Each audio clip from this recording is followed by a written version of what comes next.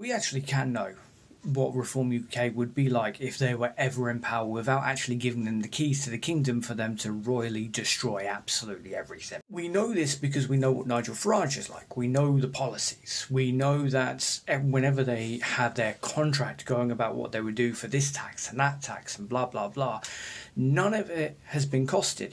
And whenever they're ever pushed on it, which is very rarely, but when they are pushed on it, and they're asked, okay, well, where would you make up this shortfall? Where else would that money come from? Where would you take that money from?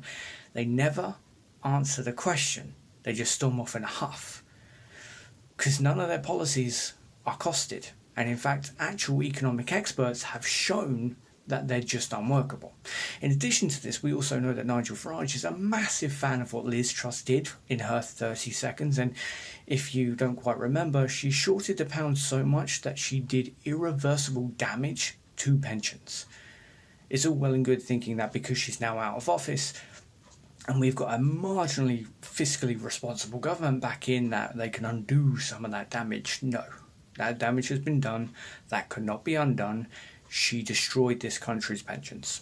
In terms of their other policies, when it comes to green tech and everything you would want to do to lower bills for the average working person, they're always against it.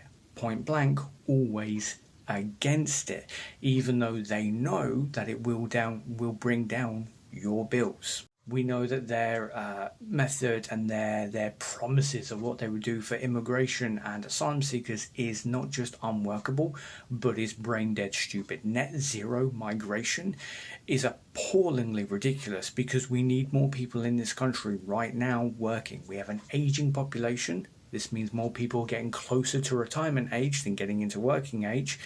And we have a declining birth rate, meaning we're not having as many kids because we can't fucking afford them. We know damn well what Reform UK would do to this country, but they have managed to trick and con a certain size of people who aren't necessarily looking too fine at the actual details.